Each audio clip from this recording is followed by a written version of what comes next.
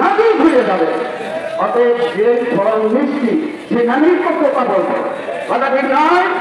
আল্লাহ বলেন এদেশের মানুষ হাত পাখায় ভোট দিতে চায়।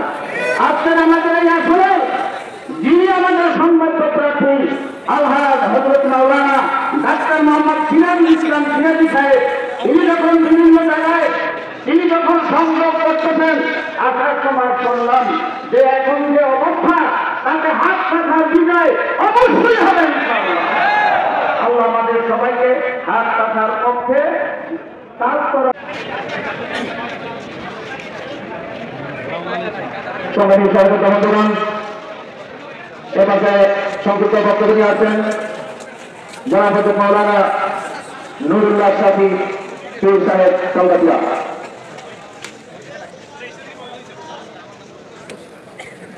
রাজনৈতিক দল অনেক মানুষ বলে ইসলামী আন্দোলন বাংলাদেশ একটি দেওবন্দি রাজনৈতিক দল না। দেওবন্দি আমরা যখন ছিলাম ওখানে আল-কারিম ছাত্র পাঠাগার আছে, সেই আল-কারিম ছাত্র পাঠাগারের দায়িত্বশীল ছিলাম আমরা সেখানে।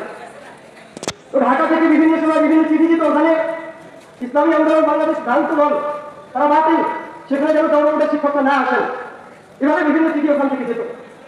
সেই চিঠিগুলোর বিশ্লেষণ করে আবার সেখান থেকে দেওবন্দের ওলামায়ে কেরাম আন্দোলন বাংলাদেশের সম্মানিত সিনিয়র নায়েবে আমির সাহেবে চরমনাই মুফতি ফয়জুল করিম মাদ্দাজিল্লাহ আলিম উপস্থিত রয়েছেন।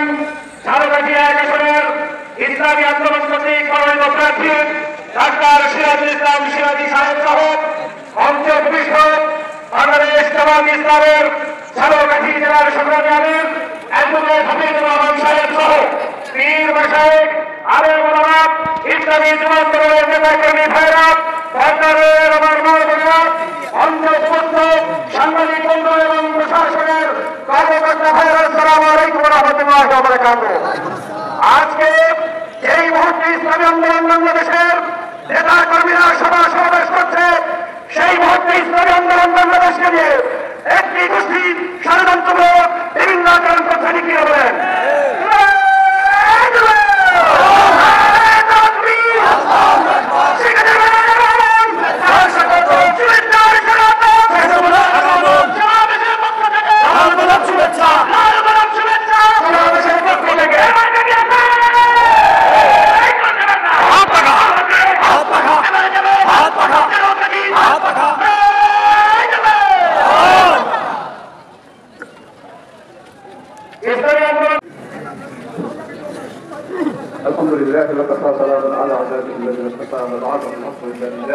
ইসলামী যুব আন্দোলন বাংলাদেশ ঝাড়খণ্ড জেলা শাখা কর্তৃক আয়োজিত আজকের এই প্রতিষ্ঠা বার্ষিকী সম্মেলনের সম্মানিত সভাপতি মহোদয়, উপস্থিত আছেন আজকের সম্মেলনের প্রধান অতিথি আল্লামা সৈয়দ মুফতি ফয়জুল করিম নায়েবে আমির, উপস্থিত আছেন আজকে মঞ্চে উপবিষ্ট আছেন ইসলামী আন্দোলন, যুব আন্দোলন, ছাত্র আন্দোলন, ওলামা মাশায়েখ, পীর মাশায়েখ, নায়েবে পরিষদের নেতৃবৃন্দ। অনেক ছোট আমি তখন একটি বক্তব্য শুনেছিলাম যে বাংলাদেশের নেতাদের ডাকে বাংলাদেশ অনেকবার জানতে, সেই 48 সালে জানতে, 52 সালে জানতে, মানে এক একটা জানার পরে বাংলাদেশের পরিবর্তন।